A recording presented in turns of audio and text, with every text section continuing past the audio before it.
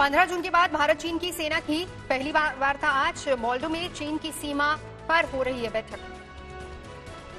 मोल्डो में कमांडर स्तर की बैठक। गलवान में 20 जवानों की शहादत के बाद ये पहली और 6 जून के बाद कोर कमांडर के बीच ये दूसरी बड़ी बैठक। गृह मंत्रालय में भारत चीन बॉर्डर मैनेजमेंट को लेकर बड़ी बैठक। सेक्रेटरी और बॉर्डर मैनेजमेंट की अध्यक्षता में हो रही है बैठक। बैठक में border road organisation ITBP, CPWD और गृह मंत्रालय के अधिकारी हैं मौजूद। गृह मंत्रालय में एक सप्ताह में ये दूसरी बड़ी बैठक। केंद्र सरकार ने बनाई योजना, सीमा पर जल्द पूरा किया जाएगा सड़क निर्माण का काम। 32 सड़कों का काम जल्द पूरा होगा। गलवान घाटी में पैंगोंग त्सो झील के पास भारत चीन का टकराव। एलएसी पर दोनों ओर से 1,000 से अधिक सैनिक मौजूद। कल राहुल गांधी ने ट्वीट में चीन के कब्जे का उठाया था मुद्दा। लिखा, सैटेलाइट फोटो साफ दिखाती है चीन ने पैंगोंग झील के पास भारत माता की पावन धरती पर कब्जा कर लिया है, लेकिन प्रधानमंत्री इससे इनकार कर रहे हैं। राहुल ने शहीदों को दी श्रद्धांजलि। लिखा, हमारे लिए आपने सर्वस्व न्यौछावर कर दिया, ये बलिदान हम कभी नहीं भूलेंगे। राहुल गांधी ने किया ट्वीट, पूर्व प्रधानमंत्री डॉक्टर मनमोहन सिंह की महत्वपूर्ण सलाह भारत की भलाई के लिए। मैं आशा करता हूं कि प्रधानमंत्री उनकी बात को विनम्रता से सुनेंगे। बीजेपी आईटी सेल के अध्यक्ष अमित मालवीय का कांग्रेस पर पलटवार किया ट्वीट। कांग्रेस शासन के दौरान भारत ने चीन के हाथों गंवाई अपनी जमीन।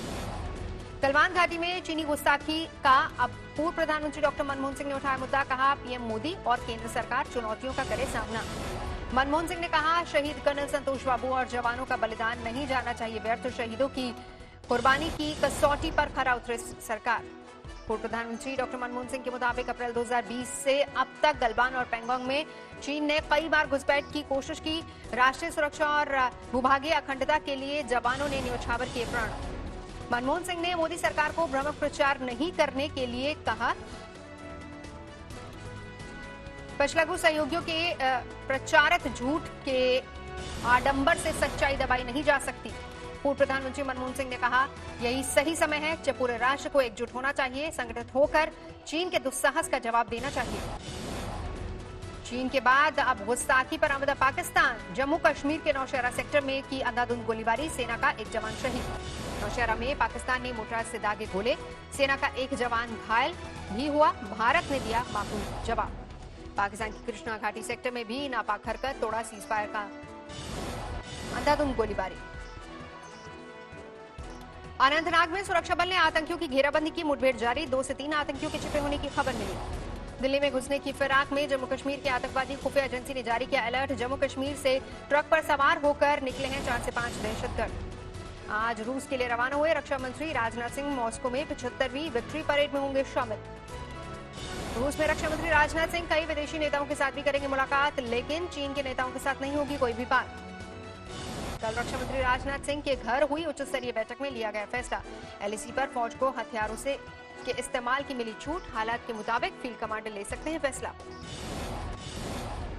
पूर्व दिल्ली बीजेपी अध्यक्ष मनोज तिवारी आज बिहार में शहीद हवलदार सुनील कुमार के गांव जाएंगे। किया ट्वीट, 50 हमलावर चीनी सैनिकों को मारकर वीर गति को प्राप्त हो गए थे सुनील। दिल्ली में सरगंगाराम अस्पताल को हाईकोर्ट से मिली राहत। केजरीवाल सरकार ने कोरोना नियमों के उल्लंघन पर दर्ज कराई थी एफआईआर।